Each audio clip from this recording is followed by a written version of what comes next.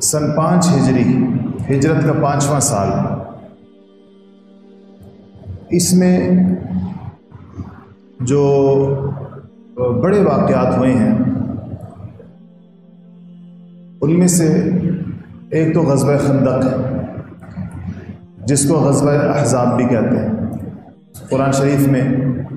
ایک پوری سورت ہے سورۃ الاحزاب کے نام سے۔ ایک اس میں ایک غزوہ اور ہوا ہے جس کو غزوہ مریسیع یا غزوہ بنی مصطلق کہا جاتا ہے، اور ایک واقعہ اسی سال میں وہ پیش آیا ہے جس کو بیان کرنا سیرت کے اسباق میں سے سب سے مشکل سبق ہے، اور وہ ہے جب حضرت سیدہ عائشہ طیبہ و طاہرہ رضی اللہ تعالی عنہا پر منافقین نے تہمت لگائی تھی۔ چونکہ یہ واقعہ بھی اسی سفر سے واپسی پر ہوا تھا، اور پھر اللہ تعالیٰ کی یہ شان ہے کہ اللہ نے اس واقعے پر صدیقہ کائنات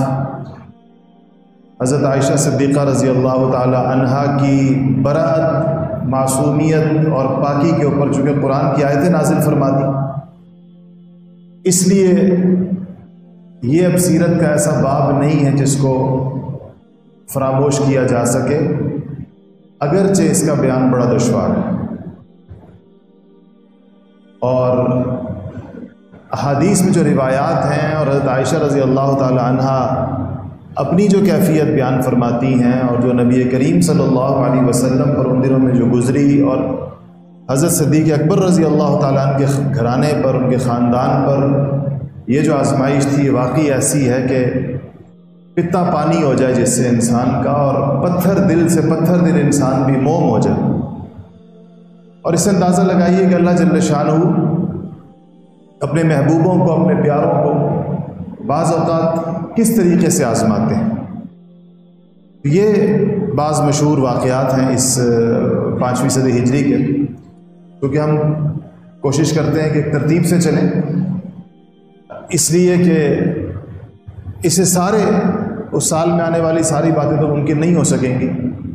لیکن بہرحال جتنی چیزیں سیرت کی اس میں آ سکیں۔ غزوہ مریسیع جس کو میں نے کہا ہے، بنو مصطلق جس کو کہتے ہیں، اس غزوے کی خصوصیت یہ ہے کہ اس کے بعد نبی کریم صلی اللہ علیہ وسلم کا نکاح ہوا تھا حضرت جویریہ رضی اللہ تعالی عنہ سے، اور یہ جو جنگ ہوئی تھی یہ در حقیقت حضرت جویریہ رضی اللہ تعالی عنہ کے قبیلے سے ہی ہوئی تھی جس کا نام بنو مصطلق تھا، اور ان کے والد ام المؤمنین حضرت جویریہ رضی اللہ تعالی عنہ کے جو والد تھے ان کا نام تھا حارث بن ابی ذرار، اور یہ جو حارث بن ابی ذرار تھے یہ اس قبیلے کے سربراہ تھے بنو مصطلق۔ نبی کریم صلی اللہ علیہ وسلم کو یہ اطلاع ملی کہ حارث نے، جو بنو مصطلق کے سربراہ ہیں، انہوں نے ایک بہت بڑی فوج تیار کی ہے اور وہ مسلمانوں پر حملہ کرنا چاہتے ہیں۔ آپ نے حضرت بریدہ اسلمی رضی اللہ تعالیٰ عنہ کو بھیجا کہ جا کر اس خبر کی تصدیق کریں، معلوم کریں کہ واقعی کیا بنو مصطلق ایسی کوئی تیاری کر رہے ہیں یا نہیں کر رہے ہیں۔ آپ کو خبر ملی کہ خبر درست ہے، اور حضرت حارث نے، یہ جو حارث تھے، بعد اگرچہ باتیں مسلمان ہو گئے اس لیے حضرت حارث کہنا بھی ٹھیک ہے، تو یہ اس وقت تک تو مسلمان نہیں ہوئے تھے کہ یہ اب مسلمانوں پر حملے کی تیاری کر رہے ہیں۔ آپ صلی اللہ علیہ وسلم نے شعبان کی 2 تاریخ کو اپنے ساتھ ساتھیوں کو تیار کیا، اس میں انصار بھی تھے، مہاجرین بھی تھے۔ غزوات کے اندر امہات المومنین بھی جایا کرتی تھی، تو ام المؤمنین حضرت ام سلمہ اور ام المؤمنین حضرت عائشہ صدیقہ رضی اللہ تعالی عنہا جو ہیں وہ دونوں اس سفر میں ساتھ تھیں۔ اب چونکہ وہ لوگ تو تیاری حملے کی کر رہے تھے اور نبی کریم صلی اللہ علیہ وسلم نے اس سے زیادہ تیز رفتار تیاری فرما کر خود حملہ کرنے کا فیصلہ کر لیا کہ قبل اس سے کہ ان کا حملہ ہو، تو وہ لوگ اپنے مویشیوں کو پانی پلا رہے تھے کہ نبی کریم صلی اللہ علیہ وسلم کا لشکر وہاں جا پہنچا اور ان کے اوپر حملہ ہوا، اور وہ تقریباً کم و بیش پورا قبیلہ گرفتار ہو گیا، بنو مستلق سارا کا سارا۔ بہت بڑی مقدار کے اندر غنیمت ہاتھ آیا، کوئی 2000 اس میں اونٹ تھے، 5000 بکریاں تھیں، 200 خاندان یعنی میاں بیوی بچوں سمیت وہ اس کے اندر غلام بن گئے، لونڈیاں اور غلام بن گئے اس غزوہ کے اندر۔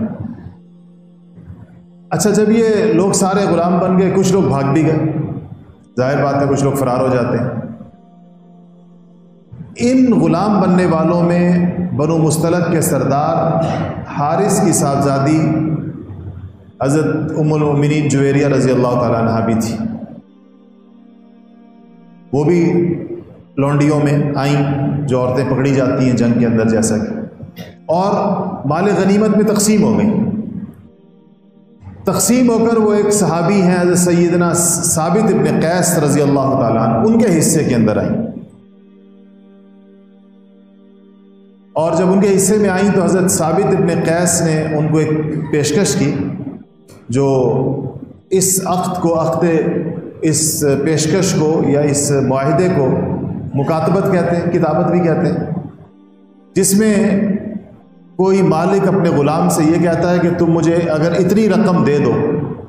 تم سے مراد تمہارے لواحقین، تو میں تمہیں آزاد کر دوں گا۔ ظاہر ہے غلام کی تو قیمت ہوتی ہے۔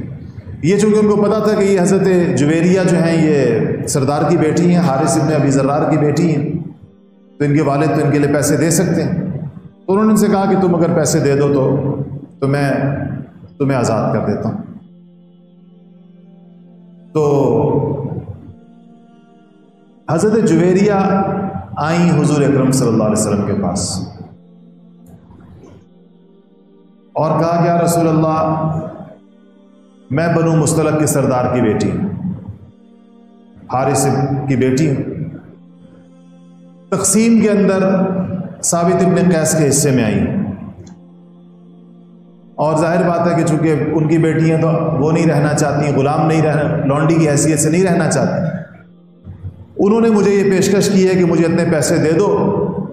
تو میں تمہیں آزاد کر دوں گا۔ اپنے والد سے ان کا رابطہ نہیں ہوگا، اس لیے حضور کے پاس مدد کے لیے آئیں۔ تو آپ نے فرمایا کہ اگر میں تمہیں ایک اور پیشکش میں کرتا ہوں کہ اگر تمہارا یہ جو رقم ہے جو تمہیں چاہیے آزادی کے لیے، تو یہ میں تمہیں دے دیتا ہوں اور تمہاری طرف سے ادا کر دیتا ہوں، پھر میں تمہیں آزاد کر دیتا ہوں، اور اگر تم چاہو تو تم سے میں نکاح کر لیتا ہوں۔ حضرت جویریہ رضی اللہ تعالیٰ عنہ کی خواہش تو تھی آزادی کی، اللہ جل شانہ نے ان کو حضور اکرم صلی اللہ علیہ وسلم کے عقد میں آنے کا موقع بھی دیا، تو اتنے میں ان کے والد بھی آ گئے اور یہ اپنے ساتھ کچھ اونٹ لے کر آئے کہ شاید بیٹی کو چھڑانے کے لیے، کچھ قیدیوں کو چھڑانے کے لیے مجھے دینے پڑے۔ لیکن انہوں نے یہ کیا کہ جو اچھے اونٹ تھے چن چن کر 2-4 وہ اونٹ مدینہ سے باہر ایک پہاڑ کے اندر، ایک غار کے اندر کھڑے کر دی، اور 2 جو ان کے سب سے بہترین اونٹ تھے، ان کا خیال تھا کہ سارے لے کے جاؤں گا تو ظاہر بات ہے کہ اچھے اونٹ چن لیے جائیں گے، تو یہ 2 میں یہاں کھڑے کر دیتا ہوں، باقی جو ان سے کم درجے کے ہیں یہ لے جاتا ہوں اور اس پر کوشش کروں گا کہ بات ہو جائے۔ تو یہ حضور کے پاس آئے اور حضور سے کہتے ہیں کہ اے محمد صلی اللہ علیہ وسلم، اپنے باقی اونٹ دکھا کر کہتے ہیں یہ اونٹ ہے اور یہ میری بیٹی کا فدیہ ہے، اس کو لے لیں اور میری بیٹی آزاد کر دیں۔ تو حضور نے فرمایا کہ وہ 2 اونٹ کدھر ہیں جو تم سب سے بہتر تھے ان میں سے، اور تم مدینہ آتے ہوئے چھوڑ آئے ان کو؟ یہ سنتے ہی انہوں نے کلمہ پڑھ لیا اور انہوں نے کہا کہ میرے علاوہ کوئی بندہ اس بات سے باخبر نہیں تھا، میں نے کسی کو نہیں بتایا کہ میں ان میں سے 2 اونٹ جو ہے وہ چھپا کر آ رہا ہوں، آپ کو لازماً اللہ تعالیٰ نے بتایا ہے، وحی کے ذریعے آپ کو پتہ چلا ہے۔ اس سے پتہ چلتا ہے کہ آپ فرشتے ہیں، آپ کو فرشتوں نے بتایا، آپ اللہ جل شانہ کے نبی۔ پھر آپ نے کہا کہ حارث سے کہا کہ جویریہ کا معاملہ جویریہ پر چھوڑ دیتے ہیں، میں نے بھی اس کو پیشکش کی، اگر اس کو قبول ہے تو وہ بھی ٹھیک ہے، نہیں تو وہ ویسے آزاد ہو جائے گی، فدیہ تو باپ ان کا لے آئے تھے۔ تو حضرت جویریہ ام المؤمنین رضی اللہ تعالی عنہا نے نبی کریم صلی اللہ علیہ وسلم کے عقد میں اور آپ کے نکاح میں آنے کو ترجیح دی اور ان کا حضور اکرم صلی اللہ علیہ وسلم سے نکاح ہوا۔ جب ان کا نکاح ہوا تو صحابہ کو خبر ملی، اور صحابہ کو خبر ملی کہ بنو مستلق جن کے 200 گھرانے صحابہ کے پاس بطور لونڈی اور غلام کے موجود ہیں، پورے صحابہ کے مجمع کے اندر وہ تقسیم ہوئے ہیں، ان کے سردار حارث کی بیٹی رسول اللہ صلی اللہ علیہ وسلم کے نکاح میں آ گئی ہے اور ام المؤمنین بن گئی ہیں، یہ حضور کے سمدھی ہو گئے، رشتہ دار ہو گئے۔ اب ان کے لیے ان کو صحابہ کے اندر اتنی عجیب اللہ پاک نے جذبہ رکھا تھا کہ انہوں نے سوچا کہ یہ تو حضور کے رشتہ دار ہیں، حضور کے سسرالی ہو گئے سارے کے سارے۔ تو تمام صحابہ نے 200 کے 200 گھرانے اسی لمحے آزاد کر دی۔ اما عائشہ صدیقہ فرماتی ہیں میں نے اپنی زندگی میں جویریہ سے زیادہ بابرکت خاتون کوئی نہیں دیکھی، حالانکہ سوگن ہے ان کی، کہتی میں نے جویریہ سے زیادہ بابرکت کوئی عورت اپنے خاندان کے لیے نہیں دیکھی کہ جس دن اس کا نکاح اللہ تعالیٰ کے رسول کے ساتھ ہوا اس دن اس کے پورے قبیلے کو غلامی سے آزادی مل گئی، ان کی اس رشتہ داری کی برکت سے، ان کے اس تعلق کی برکت سے۔ اور اس میں حضرات صحابہ انصار اور مہاجرین کا آپ ایثار دیکھیں اور ان کا حضور اکرم صلی اللہ علیہ وسلم کے ساتھ ایک تعلق دیکھیں کہ جن کی حضور سے ایسی کوئی رشتہ داری بھی ہو گئی، حالانکہ ان کے والد اس جنگ کی وجہ ان کے والد کی ہی تیاری بنی تھی اور اسی قبیلے کے ساتھ ان کی جنگ ہوئی تھی۔